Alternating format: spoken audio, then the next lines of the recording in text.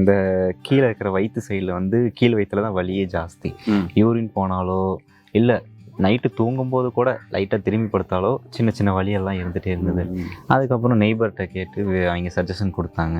இவங்கிட்ட வந்து பார்த்தேன். அதுக்கப்புறம் இவங்க நாடி பிடிச்சி பார்த்தாங்க, இந்த கையிலெல்லாம் தொட்டு தொட்டு பார்த்தாங்க. அதுக்கப்புறம் சொல்லியிருக்கிறாங்க அவங்களே ஒரு அப்ராக்சிமேட்டாக இந்த இன்ச்சஸில் வந்து இருக்கும் அப்படின்னு வந்து சொல்லியிருக்கிறாங்க. அதுக்கப்புறம் அவங்க மெடிசன்ஸ் கொடுத்தாங்க, ஒரு பொடி கொடுத்தாங்க. நைட்டு காலையில் சாப்பிட்டதுக்கப்புறம் ஒரு டம்ளர் முழுக்க அப்படியே தண்ணியை ஊற்றி பொடியை கலந்து குடிங்க அப்படின்னு சொல்லியிருக்காங்க. அதுக்கப்புறம் இந்த வாழைத்தண்ணி கொடுத்தாங்க. அது டெய்லி வந்து தண்ணிக்கு பதிலாக இது ரெகுலராக குடிச்சிட்டே வாங்க, குறைய சான்ஸ் இருக்குங்க.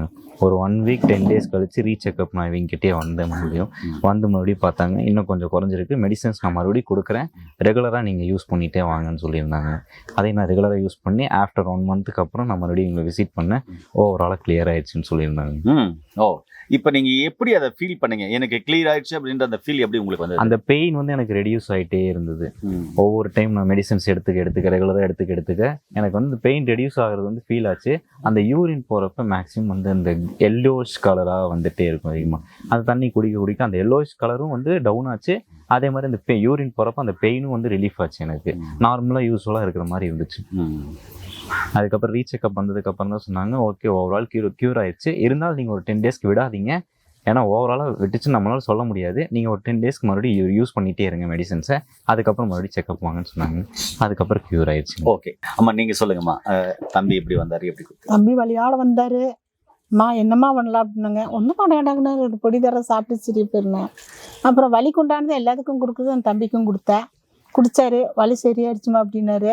சரி தொடர்ந்து சாப்பிடுவாங்க, கல் வருதுன்னா மட்டும் ஒரு மக்காக ஒரு கவரை வச்சு பிடிச்சி பார்த்துக்குங்க, கல் வந்து எடுத்து வச்சுருங்க, நான் பார்க்கணுமில்ல அப்படின்னா. அதேமாரி ஒரு கல் கொண்டு வந்து காமிச்சார்.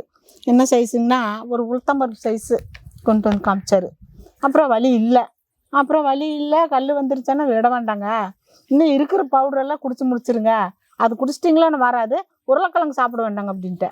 உருளைக்கிழங்கு நிறைய கல் வரும், அதனால அதிலிருந்து அப்படியே விட்டாங்க. நல்லா இருக்கிறாங்க தம்பி. Okay okay. ஏன் நேயர்களே, உங்களுக்கும் கிட்னியில் கல் இருக்கா? உங்கள் அருகில் இருக்கிற ஒரு சித்தா டாக்டரை கன்சல்ட் பண்ணி இந்த கிட்னி கல்லுக்காக தொடர்ந்து நீங்கள் சிகிச்சை எடுத்தீங்கன்னா நிச்சயமாகவே கிட்னி கல்லை கரைச்சிட முடியும்.